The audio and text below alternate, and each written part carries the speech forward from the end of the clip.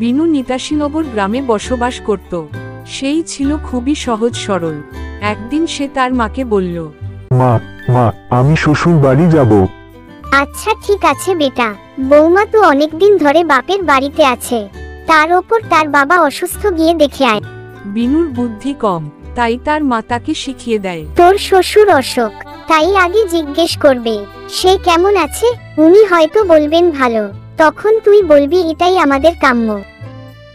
এরপর তিনি কি পথ্য করেছেন এটা জানতে চাইবে, তিনি কিছু একটা বলবেন, তখন তুই বলবি অতি উপাধীয় পথ্য, তখন তুই বলবি রোজ এটা খেলে তাড়াতাড়ি সুস্থ হয়ে উঠবেন, আমি আশা করি। তারপর কোন ডাক্তার চিকিৎসা করছেন জানতে চাইবি, ডাক্তারের নাম শুনে বলতে পারবি তো দারুণ ডাক্তার, খুব তাড়াতাড়ি ভালো হয়ে যাবেন, আর সব সময় হাসি হাসি মুখ করে থাকবে, কেমন? এরপর বিনু মায়ের কথায় ঘাড় নাড়িয়ে বাড়ি থেকে বেরিয়ে পড়ল।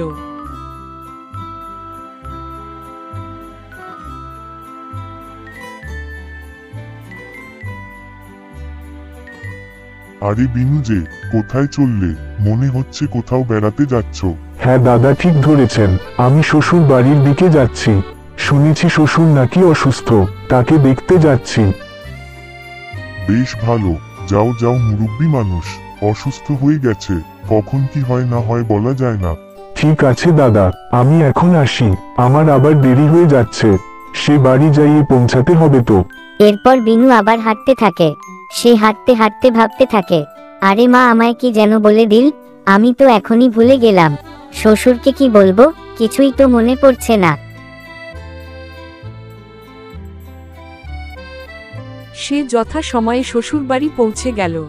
ঘরে ঢুকে হাসি হাসি মুখ নিয়ে আসে বলল, কেমন আছেন বাবা?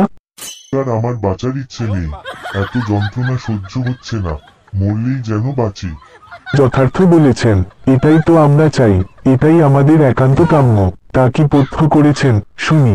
শ্বশুর রেগে গিয়ে, ঘোড়ার ডিম, হরিণের মাথা, বাঘের কলিজা, আরো কিছু শুনবা? বাহ অতি উপাধি ও পথ্য, রোজ খেয়ে যান, ভালো হয়ে যাবেন আশা করছি।